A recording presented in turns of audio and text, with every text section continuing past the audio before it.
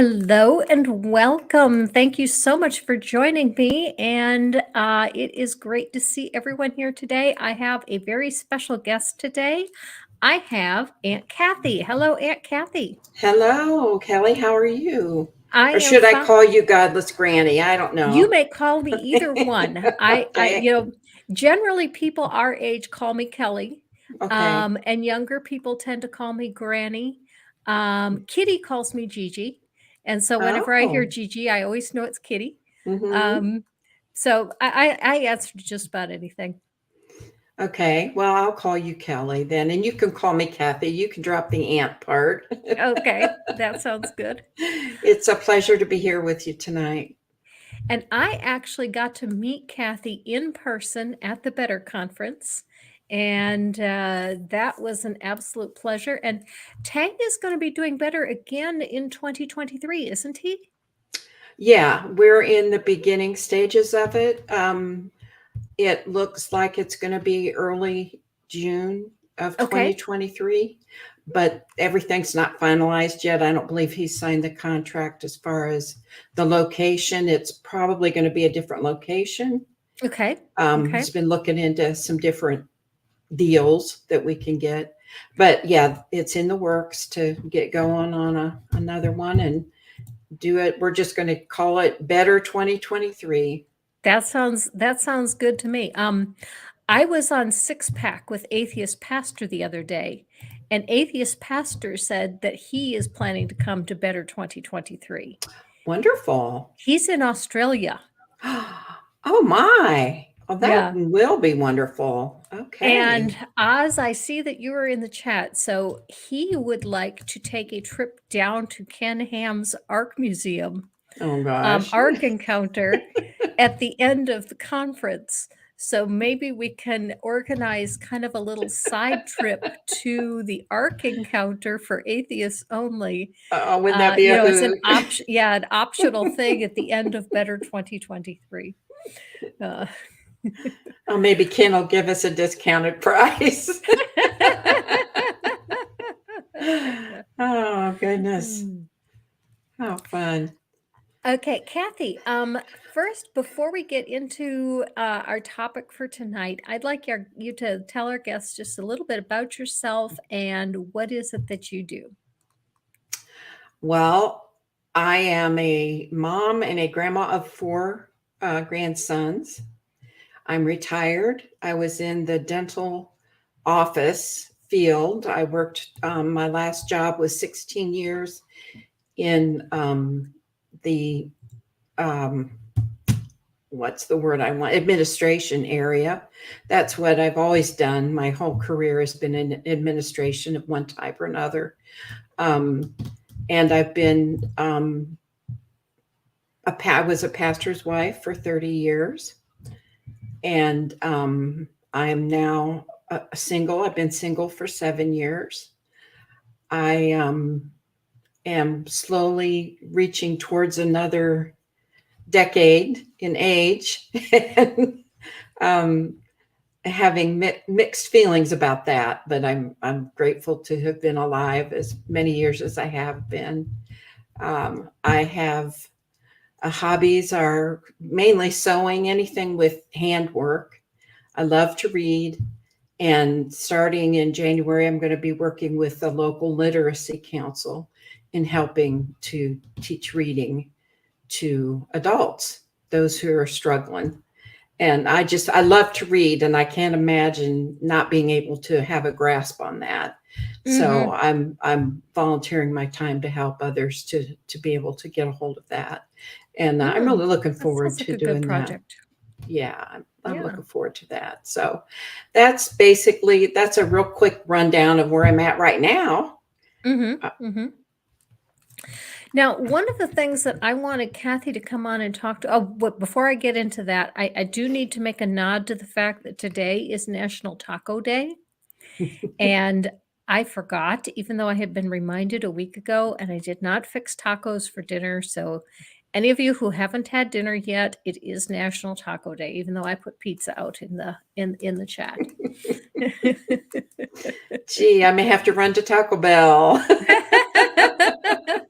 My son was all excited because on his college campus, his favorite taco place for National Taco Day was offering tacos for $1 and margaritas for $2. Oh, And this is the first year, my son's a senior, that my son has been old enough to drink. so yes, of course he would be excited for that. Oh, that's great. Okay. Kathy and I actually have fairly similar stories. We were both raised in secular homes. We both converted to Christianity as teenagers, and we both deconverted out of Christianity later in life. And so it's really kind of fun talking to Kathy because our stories are so very similar. But Kathy, I'm going to let you tell your story and tell us about your faith journey. Okay. Well, I was telling Kelly earlier that I shared some of this last night with Oz on What's Your Story? So it's very fresh in my mind. Um, Early in my life, I did attend kindergarten, first and second grade was in a Lutheran school. And it was simply because my parents felt the education was a little bit better at the time. But we were not a religious family. After the second grade, we moved to another part of town, and that ended going to church.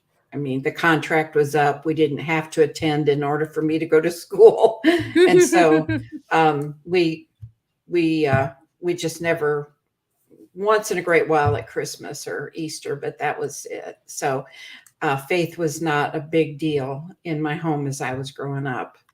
My home life has great bearing on the fact that I came into a Christian belief. I was raised in a home that, from the age of about 7 or 8, my father was a very heavy drinker and became very abusive. And we often had no food, no utilities. We every year lived in a different house because he didn't pay the rent. Mm. It was a struggle, Mm-hmm. and you didn't have dreams. Your dream was to have a night of peace and quiet. Um, it just got worse and worse. His abuse was first with my mother, and then he's turned on my brother and I. And his favorite instrument of punishment was a belt. And to this day, I don't own a belt. I can't have a belt. I can't stand the sound of a belt coming out of a man's pants. And I'm working through that. It's a huge trigger after all these years. It is still a trigger for me. By the age, I'm the oldest of 4 children. My brother and I are 2.5 years apart. And then I was 9 years old when my middle sister was born, and then almost 11 years old when my baby sister was born. And we called them the little girls. When the 2 little girls came along, I was the one who basically was taking care of them because Mama had some mental health issues. And I mean, you can imagine the struggle of how do I keep these children fed and warm and all with the situation with my dad. And back then they didn't have shelters, Mm-hmm. for moms Mm-hmm. to go to. And, the idea of her dad was if she went to him for help, it was you made your bed, you got to sleep in it, that kind of thing. So there wasn't help available. My other grandparents did help out financially. It was interesting. It was my dad's parents that helped us out the most, as far as if they would get a call or somehow they would know that, the groceries were low, or if it was time of year for school, they always got us shoes. It was just interesting how they were always the ones who came to the rescue for us. Mm-hmm. Um, but um, by the time I was 14, his abuse had gotten to where it was sexual with me, and I tried to commit suicide. Mm-hmm. And I just couldn't take it. I had never talked to anyone outside except my mother, and not her very often either, with all the stuff going on, because she was not mentally stable. Mama found the note that I left, and she got me up and made me drink lots of coffee, and we talked that night. And the next day she made an appointment with the school counselor, who immediately made appointment with a psychiatrist and psychologist. And within a week, I was removed from the home. And So were you put in foster care then? I was put in foster care. And I was in foster care. I was in 3 separate foster care homes. And then you moved for various reasons from home to home. I work with foster care kids. Okay.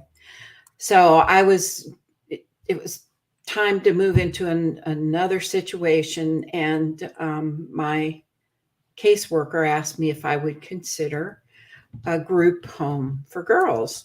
Mm-hmm. And it was run by a church. And so I went to visit, and I liked how it felt. I liked the people there, the ones who ran the home and everything. It just felt good. It felt very peaceful there. And so I said, sure, I'll give it a try. Well, the rules of the home were that you were at the church every time the doors were open, basically. It was a Assemblies of God type church, very independent, charismatic type of church that owned the home. And by the 3rd or 4th service that I had visited, there was a young man who was getting baptized that night. And he was sharing his story of how God had, in his words, he was trying to run his little Volkswagen Beetle off the bridge to commit suicide. And he was high, and it stopped. And of course, he was injured tremendously, but he gave credit to God for stopping it from running over the edge. And he was just going on and on about how much God loved him and how God loves us and all that. Well, I was sitting up in the balcony listening, and all of a sudden the whole church just turned into this bright light. And all I could hear was his voice. And I felt very warm, like somebody was embracing me. And I ran downstairs to my foster dad was down at the bottom of the stairs and saw me crying. And he said, "Are you okay?" And I said, "Well, whatever he has, I want." And so we go into the prayer room, and I pray the sinner's prayer and get saved. And then the next week got baptized, and jumped head first into this religion that was available to me to provide the love and the nurturing that I never had at home. And I feel like in a lot of ways I was totally set up for that. You know, I was just very, very much in need of what was being offered. And so I just jumped hook, line, and sinker into the church. That was during the time of the hippie movement. And the Jesus People movement was happening as well. And there were a lot of young people who were coming into the church. We happened to be the only church in town that would allow the hippies to come in. And I got involved with them and got involved in starting a Christian coffee house. And out of that, ministry lasted for 10 years. And out of that, there was a band that was a worldwide band called Petra. And I know Petra. Yeah. And then Honey Tree. And I was wondering if Honey Tree was, because Honey Tree got her start in Fort Wayne, didn't she? That she came out of the coffee house. Right. Yep. Yeah, I've met her. Exactly. Yeah. So I was privileged to be a part of all that going on, and watching. I mean, we had hundreds of young people that first summer who we were located in the downtown part of the city and hundreds of people coming in and out. We never advertised. It just sort of happened. Mhm. And Mhm. opportunities for people to come in and get saved and let Jesus clean up their life, Mhm. And I was a part of that ministry for a good while. And then I wound up getting married young, not realizing at the time that let me back up a minute and say, when you got saved, it was believed by this church, and it still is today, that God comes in and cleans up your life and makes everything brand new. So there wasn't therapy, there wasn't a need for any kind of intervention. That everything that I experienced growing up was all taken away Mhm. because Jesus came into my life. Mhm. Mhm. Well, when I married my first husband, it wasn't long until I realized I married a man who was just like my dad. Mm. And that Did you go happens. to college? I did. I didn't graduate from college, but I Mhm. did attend the Purdue extension in Fort Wayne. And then I've attended a Pacific Christian University and a couple of community colleges over the years too. But it's interesting. My major when I first went to Purdue was English and philosophy. Mm. Okay. So,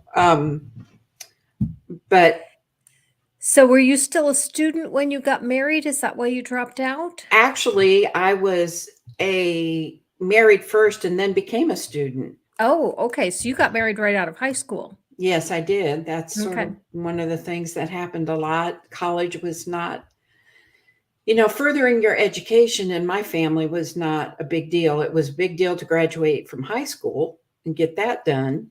But it was still, you're going to get married and have kids. And, I mean, we still were on the edge of that, women becoming more than just being a housewife. Mhm. Um, I did have a job. I had a good job at a bookstore and was the office manager. And Mhm. that was just a natural thing for me. And so Okay. I was able always to be involved in that kind of employment throughout my life. I dropped out of school when I became pregnant, and I couldn't manage the going to school, working a full time job, and taking care of a little one was just too much at the time. Plus, with my husband at the time being one that was a drinker. I mean, he had been saved, and you know, neither of us went through any kind of counseling for Mhm. what our lives had been like before. Mhm. And we just had it was not a good situation. Mhm. Mhm. And after 12 years and two children, that marriage ended. And he had somehow managed to join the Navy. It was join the Navy, join the service, or go to jail, sort of a deal for him. Mhm. Mhm. So we wound up in on the East Coast. Mhm. And long story short, we wound up in Virginia. We were living in Mhm. Virginia Beach, Portsmouth area when we divorced. And through a local church that I found, someone there got me a job at Pat Robertson's CBN. Oh, goodness. Oh Oh, goodness. yes, oh yes. I worked in what is called the teleministry department, Mhm. and it was the first job. The first part of the job was we had telephones on tables, and we would call out to partners and thank them for um, their membership and see if they needed any prayer. And then it usually ended with something about, maybe considering upping their monthly giving or Yeah, their something, donations. Yeah. And then um, several of them did up their donations because within 3 years we were all computerized. The Mm-hmm. whole system was computerized, and we didn't have to dial a phone; it automatically dialed for us. And we would talk to people, and it was called teleministry because we would call to pray with people, but it was always fundraising. It was always Mm-hmm. fundraising. I did the telephone part briefly, and then I was put into an administrative job with that department. Mm-hmm. So I like that. And that's where I met my second husband, who was a former Methodist pastor who had come to CBN University for some, he said, brush up classes, but he had graduated from a seminary that was not charismatic, and he wanted to have something that was charismatic. So that's where I met him. And within a brief, I think it was a year and a half, we married and took on a small church in South Georgia. And that was the beginning of the biggest fiasco of my life, I think, second biggest fiasco of my life. I was married to him for 30 years, raised my 2 daughters, his 3 sons. And all I can really say, or that I feel comfortable saying, is that he never felt that he could completely be who he really was. Mm. And so that caused a lot of problems. And Mm-hmm. after 30 years, I just had to leave. I should have left a long time before that, but raising the children and trying to get myself established and knowing that I was going to be on my own, takes a Mm-hmm. Mm-hmm. lot. So Mm-hmm. Mm-hmm. anyway, let me fast forward to deconversion. Okay. We pastored several different churches, and always in the non-denominational type churches. And just before we separated, I had started really questioning some things, particularly with prayer, because I was seeing that so many prayers were going out, that I was praying, or that others around me were praying for specific things, and we were doing it the way that Jesus taught. If two or more are gathered together, if you Mm-hmm. pray in my name, this will be done. And not seeing the results of what we were told would happen if we did what we were supposed to do, and Mm-hmm. then later being made to feel guilty that there was something we didn't do correctly. Mm-hmm. Mm-hmm. Mm-hmm. Okay. Yep. So I Yep. started that. That didn't seem right. That didn't seem fair. And then there were, of course, being involved in ministry and being involved in different churches around. I got to see a lot of things that went on behind the scenes, Mm-hmm. and Mm-hmm. those things disturbed me quite a bit. Mm. Um, Getting back to your prayer thing for just a minute, I was thinking, mm, saying that it's your fault for not asking correctly is sort of like your child coming to you and telling you, I'm starving. Can I have something to eat, please? And you saying, no, you can't have anything to eat because you only said please. You didn't say pretty please with a cherry on top. yeah, You know, yeah, I what loving person would respond that way to a child in need? That just makes no sense.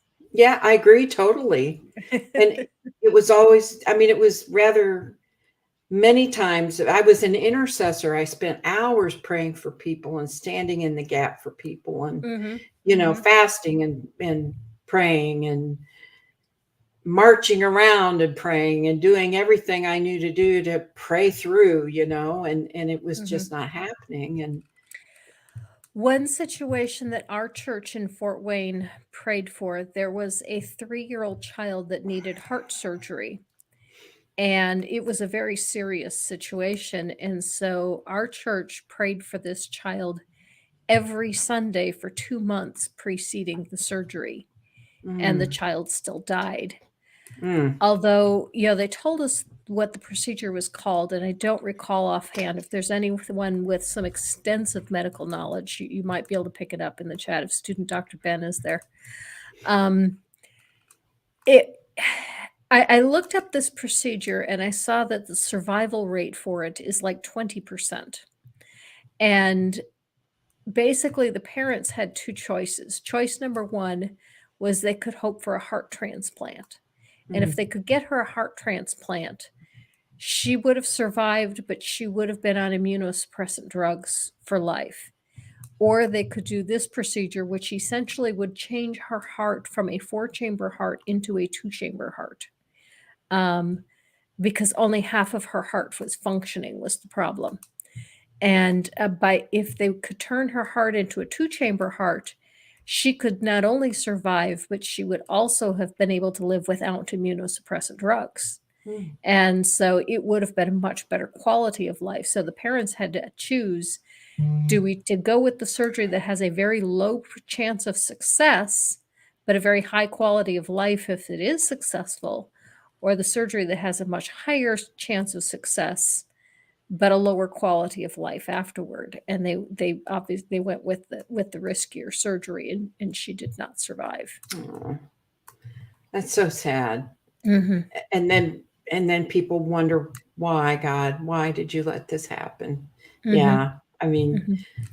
If you go to the YMCA in Fort Wayne, there's mhm. a park there that is for disabled children that is named after that child. Oh, I'll look that next time I'm up there. I love Mhm. that library because they have a huge genealogy section, Mm. and I Mhm. like to do genealogy studies. But anyway, So anyway, yeah, getting back to your story, you were starting to deconvert. You were seeing some things behind the mhm, scenes at other right, churches that were. right. And I was in a very broken state as far as I had just left my marriage of 30 years and was living on my own with no money. I was not working. I had had a disability with a rare infection in my head, and so I had to quit working and was living on disability and was living in my parents' home. Never thought I'd go back home in my 60s, but I did um, for a while. And Mhm. um, gosh, I started going to another church, and I was just feeling so empty. Mm. You Mhm. know, it was Mhm. just, and in my brokenness, I was asked to take a position on the board. Oh, wow. Yeah, and and when I said no, I was received like, "How dare you say no?" And Mm. I just finally looked at the pastor and I said, "How dare you ask me to take this position because you know how broken I am right now. And I don't even know for sure where I'm going to live in the next 2 months, let alone take on the financial responsibility that you're asking of me. I mean, how could you Mhm. ask me that? You know, well, Mhm. it's a way to serve God and get your mind off. Well, no, I'm sorry, but I've got to get something done with me, you know? Mhm. Mhm. Well, after the divorce, my two best friends died within just a few months of each other. And one was Mm. a lifelong, like 34 years, we were friends. Mhm. That was the longest friendship I ever had with anybody. And then Mhm. my second closest died. And then my stepdad died, and I was close with him. Mhm. And this was all within 18 months of each other. And so I was so empty. And all I'm seeing is my prayers are not answered. These people, everything has pulled out from under me, I felt like. I didn't have anybody to go to. Certainly God wasn't paying any attention to me, Mhm. you know. Mhm. Mhm. Um, let's forward a little bit more. And I get a call one day from my sister saying that her son, Austin, Oz, had decided that he was going to be an atheist. Okay. Well, Okay. she summarized it and then she blew off, such as was her personality. Mm-hmm. And we She talked a was lot. upset. Oh, yeah. And she was a worship leader. She had been involved in the church. Actually, when I got saved, I took the salvation message back to my mom and my family. Mm-hmm. I went home thinking I'd get my dad saved, but my brother, my two sisters, and my mother got saved, you Mm-hmm. know. And so I was responsible basically for their Christian introduction. So, I'm going to stop you there for one reason, and a lot of people ask me why I talk so much about atheism. Why do you want to convert people to atheism? And I said, because I converted too many people to Christianity. Now I've got to undo all the I do damage that it. I did. Yeah. Do you Well, feel like that? I don't feel so much like I want to deconvert somebody. I Mhm. just want to express the truth and have them open their eyes a little bit, Right, yeah. to really be willing to ask questions. Mhm. And I would agree with that. Even though I say it like that, I don't really necessarily want people to deconvert. If they want to believe in a God, even though they're willing to accept reality as it is, go for it. Hmm. I certainly can see believing in a God that's more of a force of nature, not a personal God. Hmm. And if you want, and believing in a God can be comforting. Believing in an afterlife can be comforting. And if, as long as you recognize that, hey, this just feels good, it's not really true. Right, Go for it. right, exactly. Well, after Sherry and I talked quite a bit, and of course, we prayed for months and months together on the phone, for Austin, and she just couldn't grab a hold of it, and so he started the um, Atheist Roundtable on Mm, YouTube. mm-hmm, That was his first go with doing YouTube. mm-hmm, And I just start tuning in. I thought, you know what? I don't want to hear it from my sister. I want to hear it from him. mm-hmm, And so I mm-hmm, just started listening, and he'd have different people on, and they started discussing, like critical thinking, and mm-hmm, mm-hmm, there were archaeological studies and just different things that I didn't know anything about. And I'm a rather studious kind of person. So if you mention something, I'm going to go look it up. mm-hmm, And mm-hmm, I started reading some things, and then I got brave one night and I called in. He had call-in show, so I called in one night, talked to mm-hmm. him, and I was still a believer then, but we were talking about that last night. It was funny, the different things that transpired, and we started communicating, and I'd call in a little bit more and a little bit more, and I'm listening more, I'm reading more, and then one day I just decided, you know what, I have these questions inside and I have no one to talk to that I feel safe to talk with. Mm-hmm. So I called Austin and I said, how about if I drive up to Fort Wayne and we go out for pizza and have lunch together? Mm-hmm. Well, bless his heart, he didn't know if I was going to attack him Mhm, and mhm, try to reconvert him, mhm, or what was going on. Why in the world would Aunt Kathy want to come up and have lunch with him? But we met in the pizza store, and we sat there for a good while, a couple of hours probably, and um, we have some funny stories that came out of that time. But he actually introduced me to the word of deconstruction and mhm, explained to me what deconstruction was. And though I didn't say it to him specifically, inside I knew that's what I had been doing mhm, from the mhm, time of my second divorce. during that period of time with the losses of my friends and my stepdad and all that I was going through. And God was, here I had been so dedicated in my life to God, and I was left with nothing after my divorce. I got nothing, zero. I was Mm-hmm. starting from scratch, just like if I'd just left high school and starting from scratch. And so I was really questioning, God, where are you? And are you even there? And so I had the freedom to ask some questions, and he was a little befuddled that here I was the ringleader of Christianity into the family, and now I'm asking these questions of, Mm-hmm. is this Mm-hmm. really, yeah, is this really what I believe? Is it really the right thing or not? And so Mm-hmm.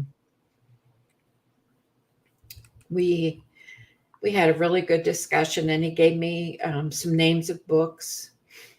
I called him several times during the week, and we'd talk, and I just started applying some of the stuff that he talked to me about, and reading and writing down columns, pro, con, believe, don't believe. I mean, I was Mm-hmm. I was Mm-hmm. pretty methodical about it, but I knew that what I had believed for so many years wasn't true.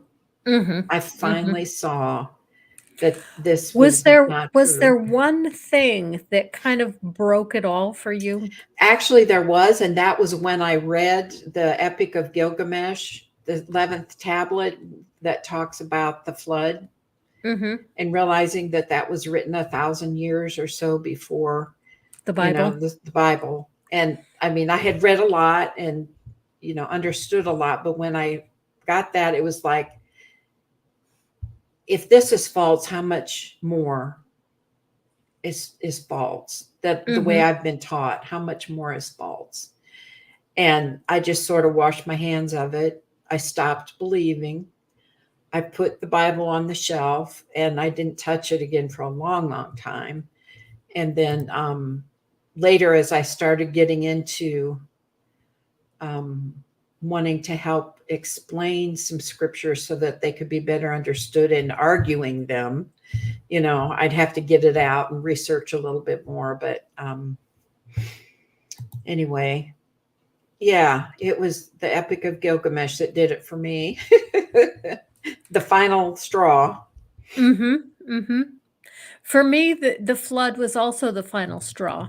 Hmm. And the whole reason is because I had very much held to biblical inerrancy. Mm-hmm. I went to a number of different churches through my faith journey, mostly because my husband was active duty army and we moved a lot. And there's some churches that are only in certain regions. I started in Wisconsin and we both were going to an evangelical free church. Well, the evangelical free church is only located in the northern part of the country. So when he got stationed at Fort Hood in Texas, there is no evangelical free church down there. So we started going to a Baptist church. We were good with the Baptist church, but there were definitely some things about the Baptists that we were not all that enamored with. So we Mm-hmm. never considered ourselves to be Baptist. And when we had an opportunity to join another E-Free church, we did. When we got to Fort Wayne, we had some friends that were going to Brookside. So we went to Brookside, which was an evangelical Mennonite church. Mm-hmm. And of course, we never considered ourselves evangelical Mennonites either. And then I was led to see that Calvinism was a more biblical approach to salvation than Arminianism, and we started going to a congregational church. Are you familiar with North Park? Yes. Okay, we went to North Park for a decade, Mm-hmm. and then when we came down here, I had an even harder time finding a church because being Calvinist, we had a really hard time finding a Calvinist church. And then my other requirement was that it had to have a good youth group. And down here in the South, people are not that into youth groups. And I always saw youth group as a way to get your children to start making their faith their own, a way to Mhm. step away from your children and not having me impose my beliefs on them, but them start exploring what their own beliefs are. And that's not that big a deal down here. And so it was really hard finding a church. So we ended up in the Presbyterian church. So I've been through lots of different denominations, and I never really claimed any one of them as my own. And I forgot where I was going with this point. Let's say, Oh, I know I, what it was. I know what it was. All of them held to biblical inerrancy. The uh, Baptists, the Presbyterians, mhm, the Calvinists, all of them held to biblical inerrancy. And so that was something that was consistent on my faith journey. So, because biblical inerrancy says that everything in the Bible is true, you only have to prove one point to be false for the whole thing to collapse. mhm, And that's exactly what happened with me. And it started when my son told me, you know, if Noah's Ark really happened, all of the poop from the animals would have killed them all because there was insufficient ventilation. And I thought about that, and I know that I've ridden my bike past pig farms, and mhm. you can smell the pig farm half a mile away. Oh, easy. And if Yeah. they close the barn doors in those pig farms, those pigs will die. There Yeah. is just too much methane gas produced by those pigs. Um, so I thought, well, is that true? And so I looked it up and I found about 4 different websites that all said, not only is that true, but they listed a whole bunch of other reasons why Noah's Ark could not happen. And that was it. That was the end of it Yeah. for me. Yeah. And to me, it was like I didn't need to question anything else. Mhm. You know, Mhm. I just knew that that's it. It's over. I'm done. And now, what do I believe? What is truth? And Mhm. then, then I started into overdosing on reading so much material. I mean, it was unhealthy after a few months of I was reading or listening to something as many hours as I was awake every day. And it was like I was trying to undo 52 years of Christianity in a very Mhm. short period of time. And I really overdid it. I Mm. really was too much. And it during the last 8 years, I've had a really good therapist, and she's a secular therapist, and actually Mhm. started seeing her. I think she was the one who helped me have enough strength to leave my marriage that I, should have left many years ago. But she was there for me when I left the church, and helped me through so much. And then it's been a year and a half ago that my sister died, and she was uh, she was there to help me through that too. So life's been kind of rough the Mhm. last few Mhm. years, but I feel like I'm finally on a little bit better footing. Not real sure what the future holds for me, but I'm too young and ornery to give up. I may be. I'm honestly, I'll be turning 70 next year, and I just can't imagine. I feel like the childhood I lost out on. I'm I'm going through that now. They say your second Mm. childhood is when you get to be a senior citizen. So Mhm. I Mhm. definitely living that second childhood. I am too. I play a lot of video games, and people think I'm a little strange because I love video games so much, but hey, I need my playtime. Yeah. Oh, for Um, sure. I've told people I am amazed at how much work I can get done by noon and how little I can get done after noon. Oh, okay. I work like a dog from 6 a.m. to noon, and then after lunch, I'll go for a walk. Sometimes I take a nap. I might get a little bit more work done, And then I take most of the afternoon off to play video games, and then I make dinner. And if it's Tuesday, I do a show, go for another walk. But yeah, I usually get most of my work done by noon. Oh, you're funny. I think, we're at the age we can do whatever we want, really. The one thing that's been just absolutely astounding to me is listening to Viced Rhino and Paulogia, especially, and seeing how many things that I read over and over and over and over and missed aspects of it that should have been glaringly obvious. The first one that was just a how could I be so stupid moment was listening to Viced Rhino talking about the Christmas story and saying, okay, if the Magi came from the east and they were following a star in the east and they traveled to the east, how did they get west? I never thought of that. Yeah, I'm the same way. I was like, I've read that a million times. How did I miss that they were from the east? They were traveling east. How did they get west? Yeah. They were the first ones to circumnavigate the globe. Wow. Never, ever thought of that. That's good. And Paulogia's one that, okay, look at the resurrection story. Okay, I might mix up which gospel it is, but in Matthew, I believe it's Matthew, Jesus tells the women, tell the disciples, I will meet them in Galilee. Yeah, it is. And then in Luke, Jesus meets the disciples on resurrection day, both on the road to Emmaus and in Jerusalem when they come back. And I had one believer try to argue with me, well, they did both. And I said, Jesus had breakfast with the disciples in Galilee. In order for that both to be true, the disciples had to walk 80 miles an hour to Galilee, have breakfast with Jesus, walk 80 miles an hour back to Jerusalem, and then take the trip to Emmaus.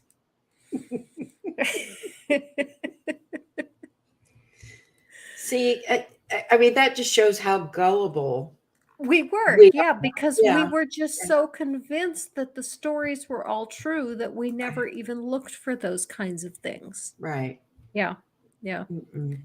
No, it was amazing. I remember, this was years ago, probably, I'd been a Christian at least 25 years before I was told that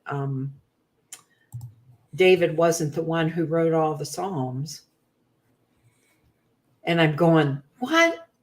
I've always heard from the pulpit that David wrote 150 Psalms. What do you mean? Oh, no, and I was never taught that. In fact, in my Bible, it clearly indicated that other people wrote some of the Psalms.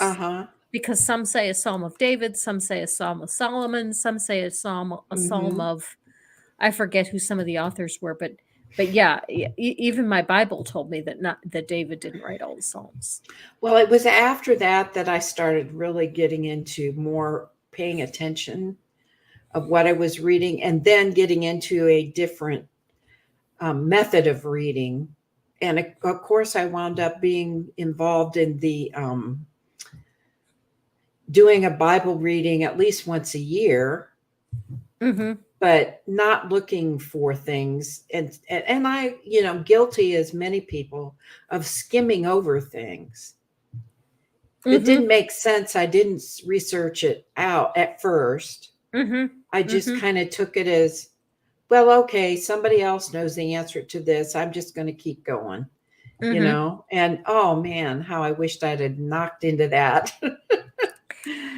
Yeah. The one that Dr. Bowen gave me, Josh Bowen gave me, that I never saw until he brought this up, was the route that Joseph took to Egypt.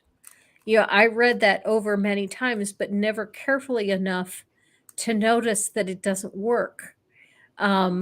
Because really what it is there's two separate texts.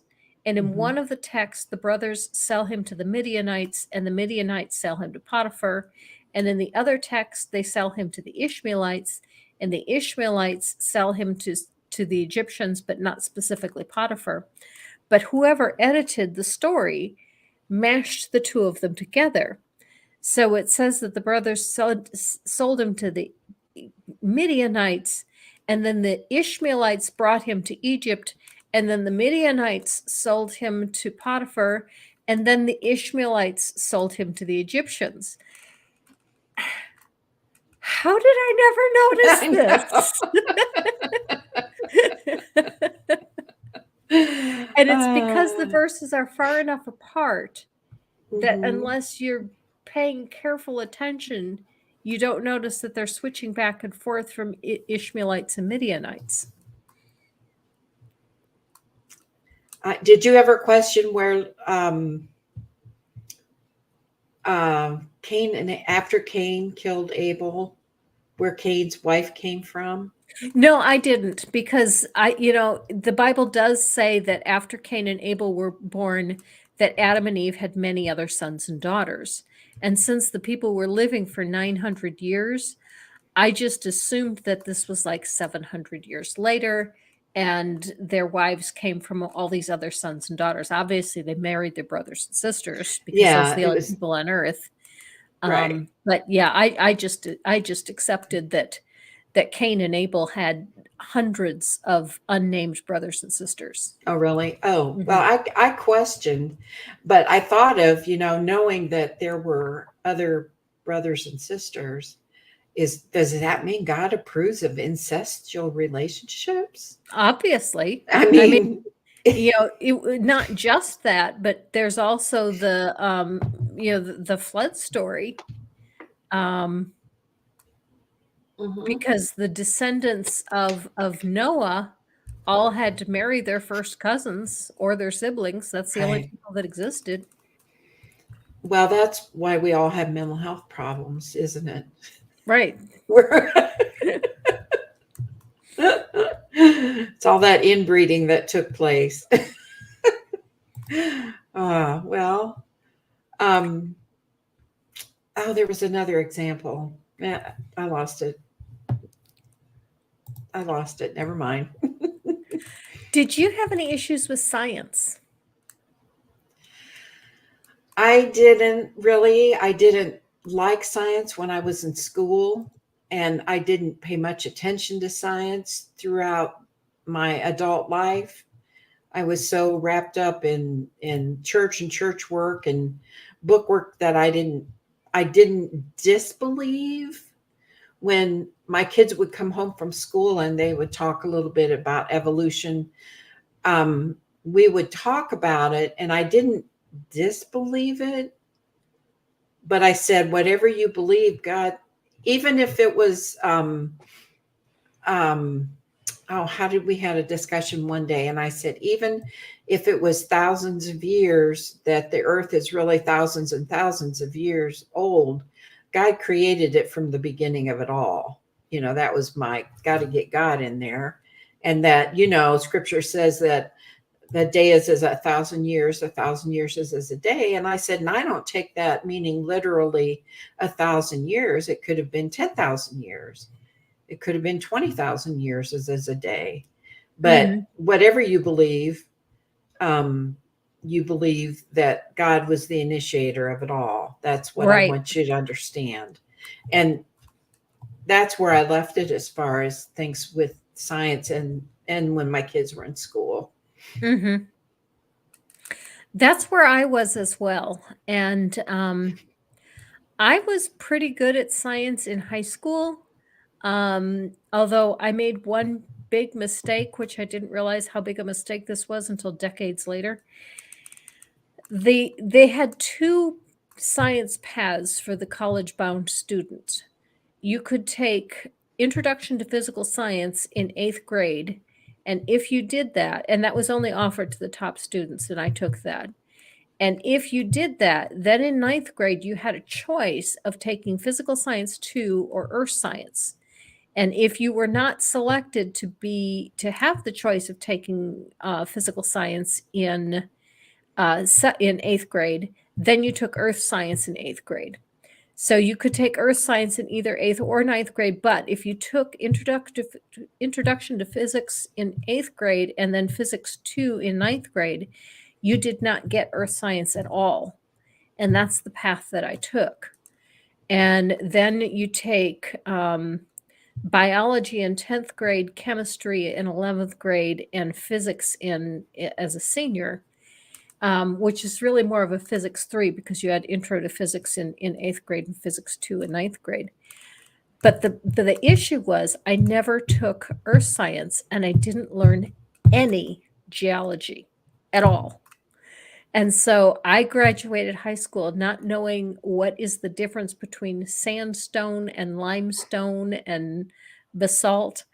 And so when I look at the articles about flood geology, they are completely over my head because I know almost nothing about geology. Steve Bowman has been very patiently giving me some geology education, and I'm slowly starting to get it. I'm so glad that we can still be on the learning adventure. Mm-hmm. Mm-hmm. I mean, we never stop learning unless we choose to. And like we were talking backstage, I love Wondrium because there's so much available to learn. And I've never paid that much attention to art before. I mean, I have artists in the family, but Mm-hmm. I watched how to appreciate art, how to read Oh, I would art. love to see that. Yeah, and then Van Gogh and Van Gogh's life, and Mm-hmm. I mean, it's just opened whole new areas for me to learn, and I love it. I absolutely Mm-hmm. love it. Mm-hmm. And music, different kinds of music, and just stuff I wasn't exposed to growing up. That I'm just in that stage where I can learn whatever I want, and I'm enjoying it tremendously. Yeah, you're right. I said intro to physics. It is intro to physical science, which I thought was the same thing. Maybe it's not, but yeah, it was IPS, Introduction to Physical Science. But anyway, the university that I went to for my undergrad degree, they had a program called Lifelong Learners, and people could take classes of their choice as lifelong learners without enrolling in a degree program. And they Mm. even had lifelong learners luncheons to try to get the information out to the community that, hey, anyone could come and take a class. You don't have to be a full-time student to take classes. And I thought it was great. And that's why I was really surprised when I started looking for a philosophy class for myself that I can't find a class locally that I could take unless I enroll as a student. And why can't I just take one Yeah. class? It seems that they would gain a lot if they would allow all seniors to just take lifelong learning and then share it. They would gain in numbers of students, I think, not Mhm. just lifelong learning, but other students. If it was explained that, look, this college not only provides for the young people, but also as you get older, you just keep learning and learning and learning and never have to stop. And um, yeah, I know the university here, we have a branch here, Mhm. and they'll allow you to go in and audit some classes, but they Mhm. don't have that lifelong learning program like I know some of the other bigger schools do. But Mhm. I live in a pretty small town, so Mhm. um, Mhm. but at least they offer something. But like I Mhm. said, that's why I plugged into what's on Wondrium and can just sift through learning about Egypt and just such a variety of classes. One thing that I ran into my mother rightfully accused me of being closed-minded as a believer. And I didn't see it that way when I was a believer, but now as an unbeliever, I obviously realized that she was absolutely right. And one of the areas where that became most obvious was I built the library at North Park Church from scratch. And as I was deciding what things would go into the library, I had some specific criteria that the pastor helped me develop as to what would be and would not be allowed in the library. And basically, it had to fit our theology. And my mom was questioning that, why are people only allowed to read what already agrees with your theology? Wouldn't it make sense to Mm. read things that differ so that you can hear some other opinions? And my response to that would have been, well, I already know that this is true, so I might as well start with someone who I know is starting from a truth standpoint rather than reading something that I know is false and having to argue as to why their position is false. To me, that was just a waste of time. Did you see it that way, or did you have a different perspective?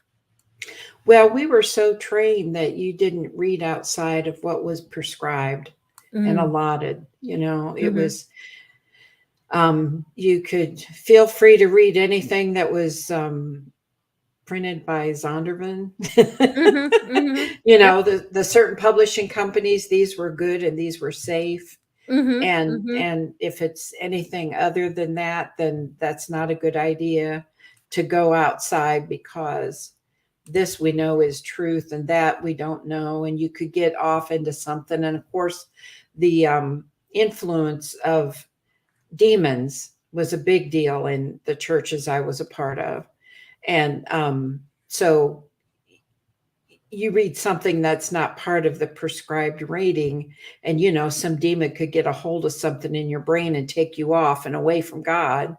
And that's why you didn't go to certain kinds of movies, didn't listen to certain kinds of music. I mean, it was very small box, mhm, and you were safe within that box to read anything you wanted and to participate in any events you wanted, as long as they fit safely in that box. But anything outside of that box, buddy, that meant trouble. And mhm, I lived in, I often think of it as being in a cage, bird cage, and somebody made sure I was fed, brought me the proper thing to eat, brought me water to drink, and told me I was free to flutter around inside that cage. But if I ever got outside of that cage, oh, of course I wouldn't know how to take care of myself. mm, But man, mhm, once that cage opened and I got out, I found other places that I could be fed and other mhm, waters to drink that were even sweeter, you know, mhm. and places to fly and land and study and listen. And it was so much more freedom than the freedom that supposedly we had in Christ. And thank you very much, Oz. Oz says, "Godless Granny, you have a new patron. We appreciate what you do and bring to the community. You and Aunt Kathy kick ass together." Thank you very much, Oz. Well, we are the old timers. We're both the old timers and the new timers, Yeah, that's because right. most of our friends have all been atheists longer than we have. That's true. And they're much younger than us too. Mhm, That's mhm. amazing. The Yeah. thing that I think that we have most to contribute to the community is guiding the young people on how to talk to people our age. What is Mhm. it that is going to reach people our age? That's a good point. Yeah, Mhm. that's a very good point. I know, and which people to speak to in what way. I know my mom just turned 90. My mom is a believer still, Mhm. and I'm not going to take that away from her. Right. Yeah, I wouldn't You either. Not know, at her age. she There's no point. she's still pretty bright. She knows I don't go to church anymore. And she hasn't pressed me about. She did invite me once to go. My brother has a church, and she's invited me a couple times to go to, be there. And I just said, Mom, I just can't. And I just tell her it's because my brother's voice is a lot like my dad's, and my dad was not a good person. So I can get away with that with her, and not offend her. But I wouldn't try to do anything different.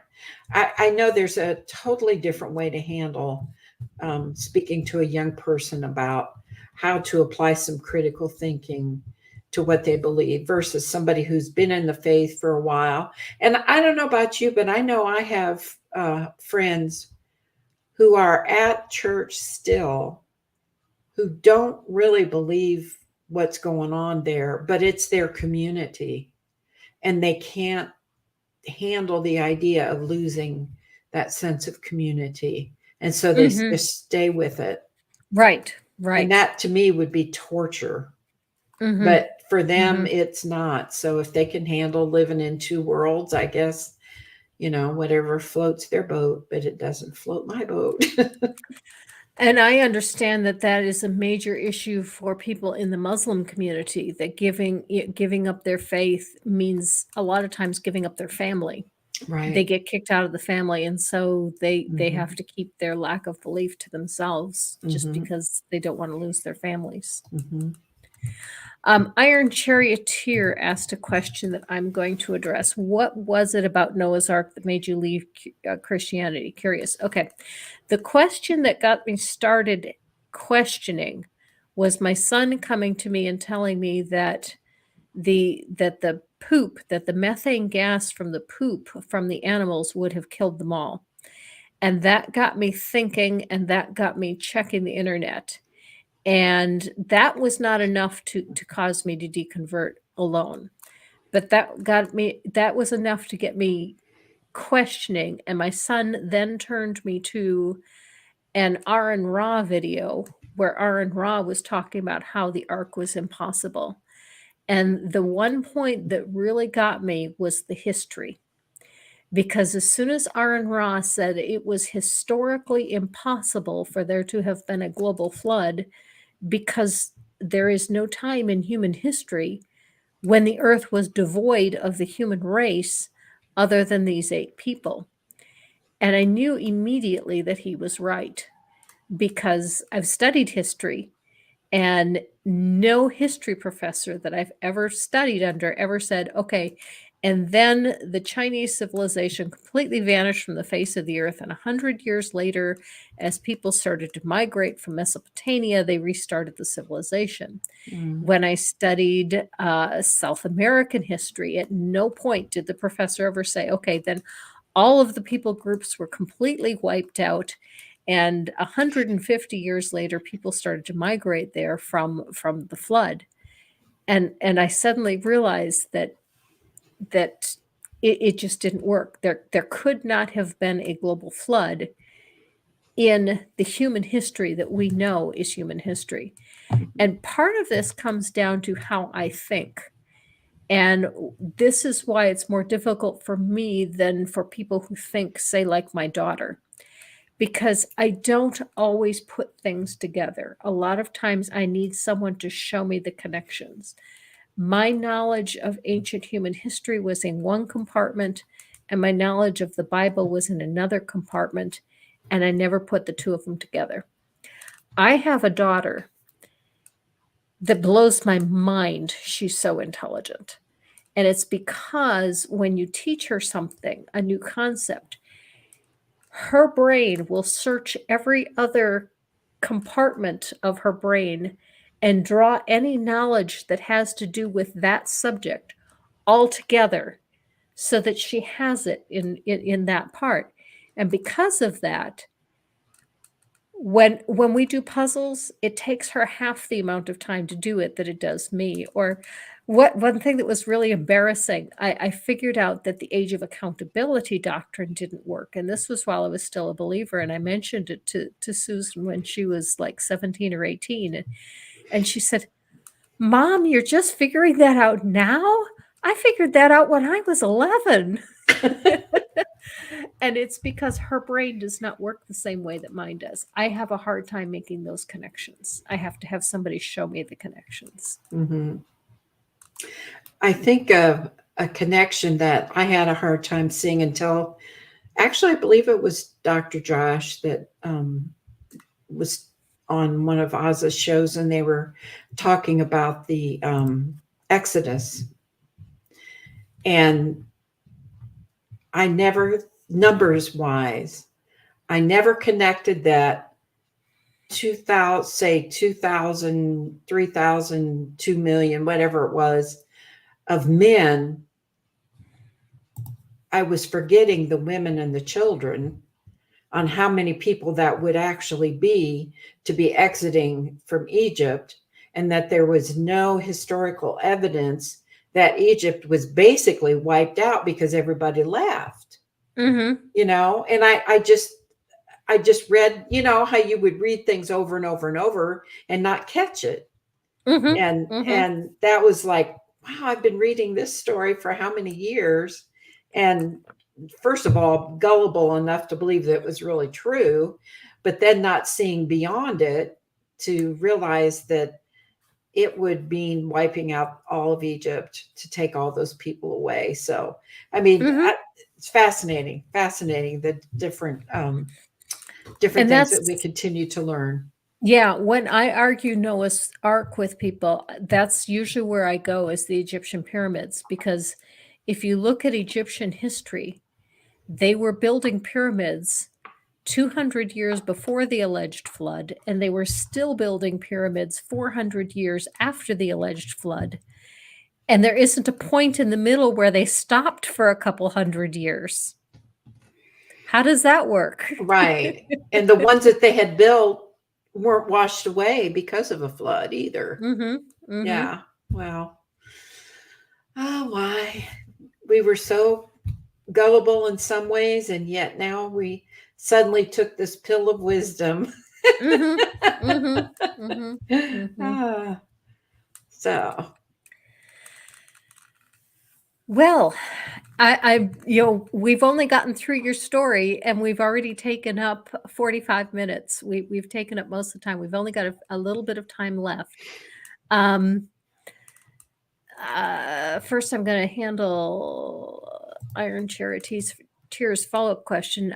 If you were in office and able to implement policies to change society, what would you implement? Oh, that's a really good question. ooh, Kathy, do you have any ideas on this one first? no, I No? told you Okay. I've been so apolitical for so many years that I'm just now getting into what my actual civic duty should be. And Mm-hmm. that's said with great shame. But that's the way it was in the churches I was a part. That's what my life was, church, and not politics at all. Mm-hmm. So now I'm taking it much more seriously, and I have no idea. I just want peace for everybody.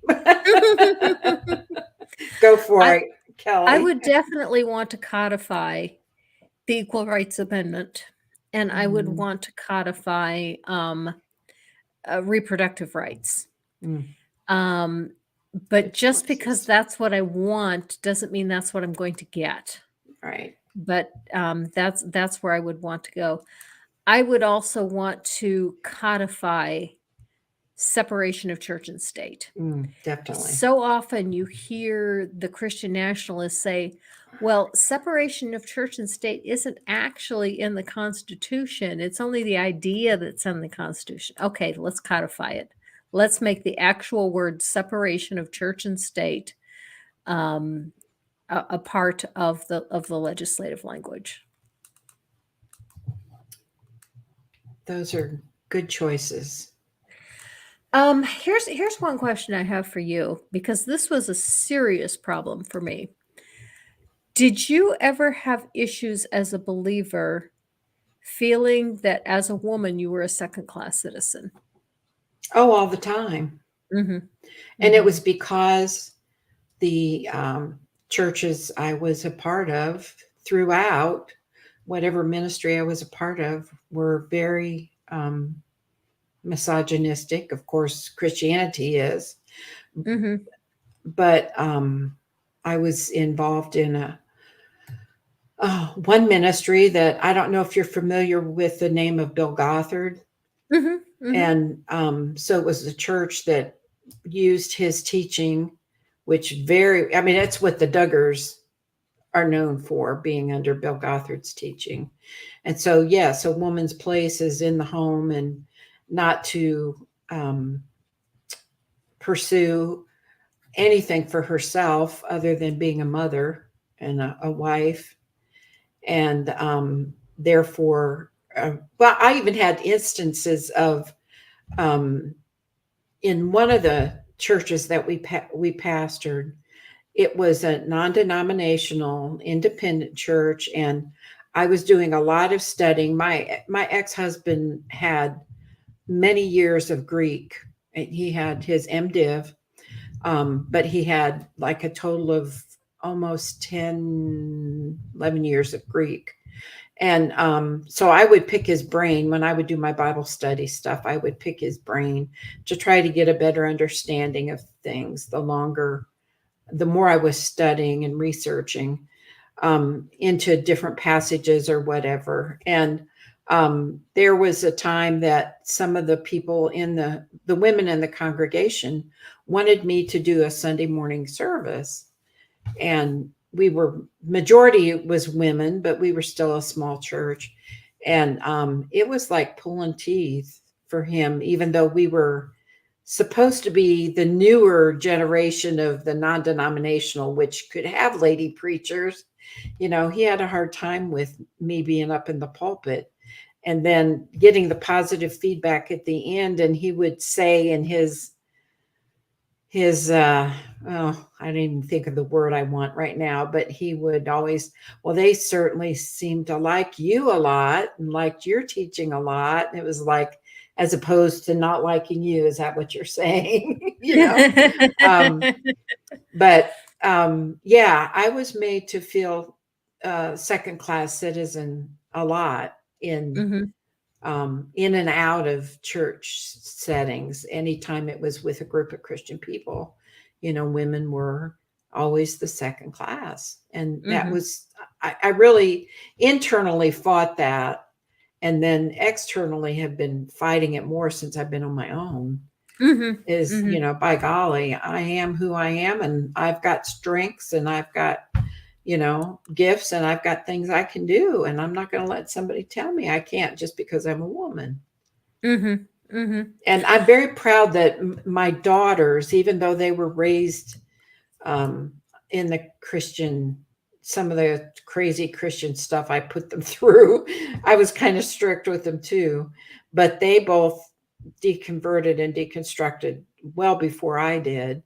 And they're both very independent young women and careers and just doing wonderfully well. And I'm proud of them that they broke free from that, Mhm. and they're not anybody. Don't you dare come across with anything that puts them below where they feel they should be able to stand strong. So one's a nurse and one is an executive with Varsity Spirit. And I'm just so proud of them that they've really gone ahead and done what they loved and pursuing, making themselves better and stronger people. Mhm. Mhm. Now, when I was a believer, not only did I feel that I was a second class citizen, I accepted it. I felt like this is the way God made me, this was God's Hmm. plan for me, and this is what I was supposed to do. You felt that way also? Yes. Okay. Hmm. I took it to a bit of an extreme, more so than most people, in that I recognized that I wanted equality and I wasn't supposed to.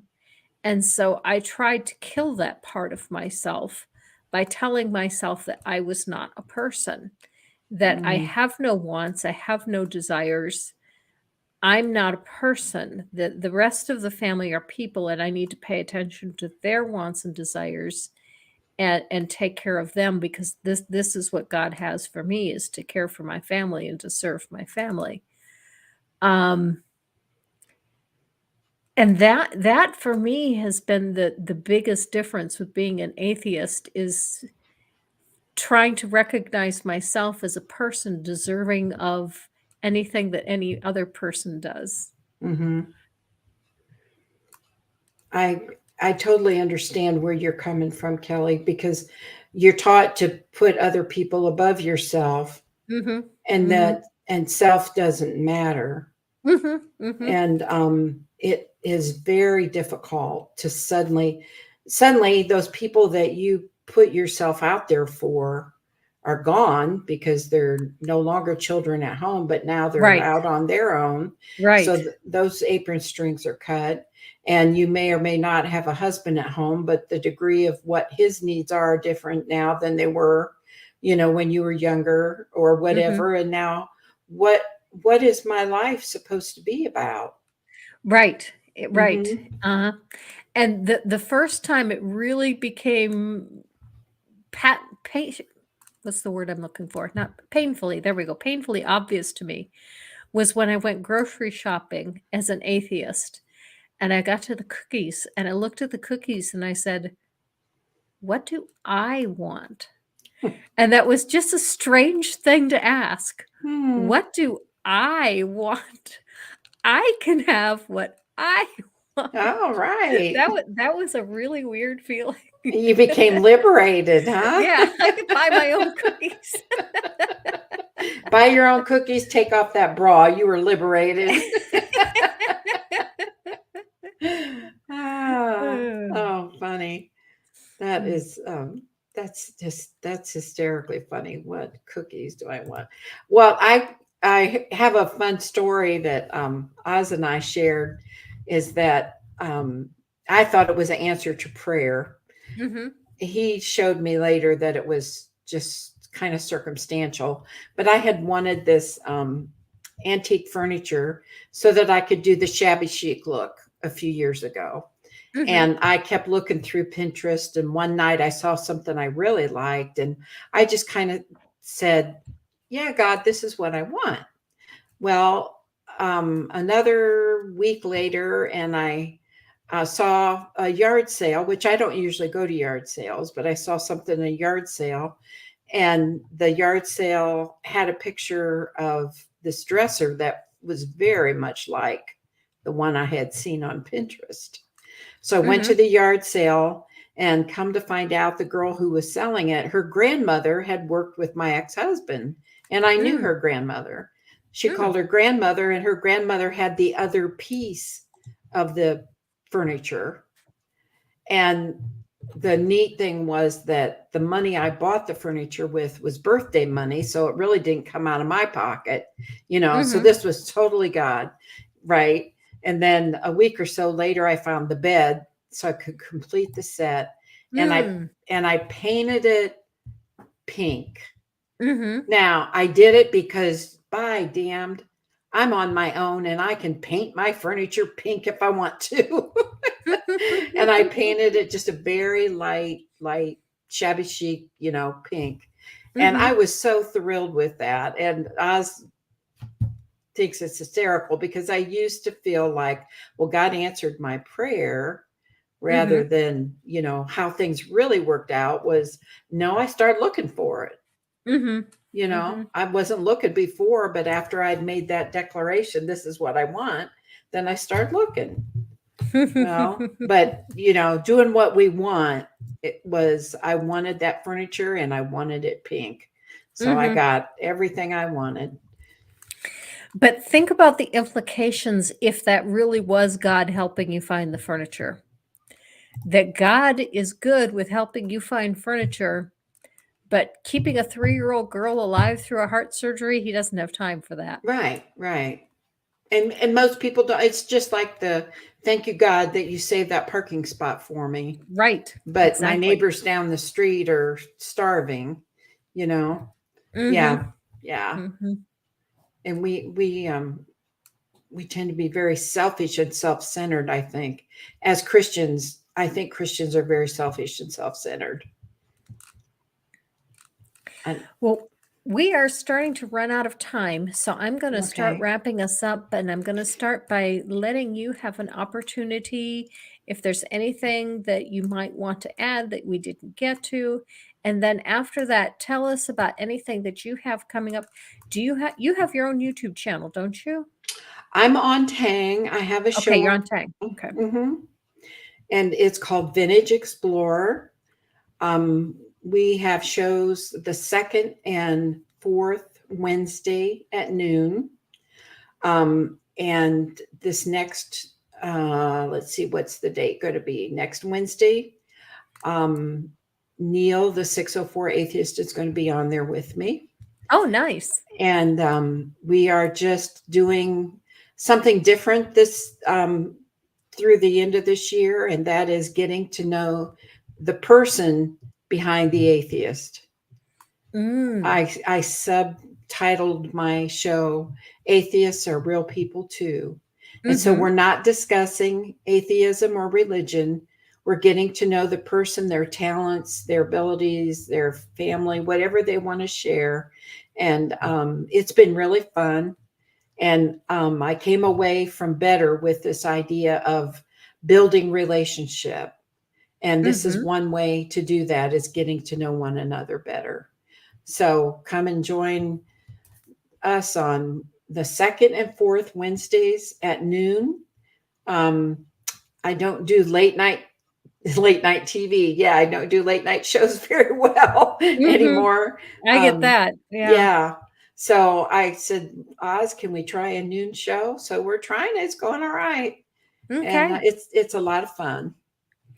I find sometimes, shows that are around mealtime are good because when I go get my breakfast in the morning, I will go look to see if anything is live. And that's how I Mhm. happen to find Hereticals. In Australia, he does Friday night six pack on Friday mornings, first thing Friday morning, because it's Friday night in Australia. And I occasionally, well, I always watch either Apologia or Viced Rhino at lunchtime, or Prophet of Zod or Holy Kool-Aid, or whoever's got a video that's out. Now those I don't usually watch live, but I always watch those during Mhm. lunch. And so I'm not surprised that people would come around during lunchtime and watch a show that's available live. Well, thank you. It's been fun trying out that time, and we'll just see where it goes. Okay. In the description of this video is a link to Kathy's Facebook page. So if you forget when she's on, just click the link to her Facebook page. If you have any follow-up questions for Kathy, you want to get to know Kathy a little bit better, you can talk to her on Facebook there. And the Facebook page will have the links to the upcoming shows and the past shows of it's vintage. What was it? Explore. Vintage Vintage Explorer. Explore. Mhm. Okay. Yeah. So you can find Kathy that way. Okay. And what do I have coming up on my channel? This week, I am reviewing a Todd Fryle video. It's a fairly short one. It had a very clickbait title, and so it caught me, which was Ham versus Matt Walsh, although it didn't turn out to be a real debate. And I also have a short that I'm making, since that one is kind of short. And when I say short, it's not really like TikTok short. It's a little bit longer. It's probably about 5 minutes long. That's a follow-up to the Kokol video I did. The video I did on Kokol, if you saw it, in it, he quoted Jeremy Rifkin in a book that I could not get a hold of the book right away, but I did ask for it through interlibrary loan, and that came in. And so I now have the context for that quote, and the context of that quote is rather interesting. And so I've got a short video to follow up to give you the information behind that quote. As for this show next week, I do not have a guest lined up for next week. I've been a little bit negligent in lining up guests. I had by the end of August, I had everything set through October, and so then I kind of leaned back and haven't been doing anything. So I've got to start looking for guests again. So next week will probably be more of a community building show with just some old friends, and then after that, I'll try try to get on some new faces again. So with that, thank you very much for Aunt Kathy for coming. It has been an absolute pleasure having you. Well, thank you so much for having me, and I hope we get to do it again. Okay. And thank you to everyone in the chat. Your questions and comments have been helpful and have been a lot of fun. And so with that, live your life. Bye-bye.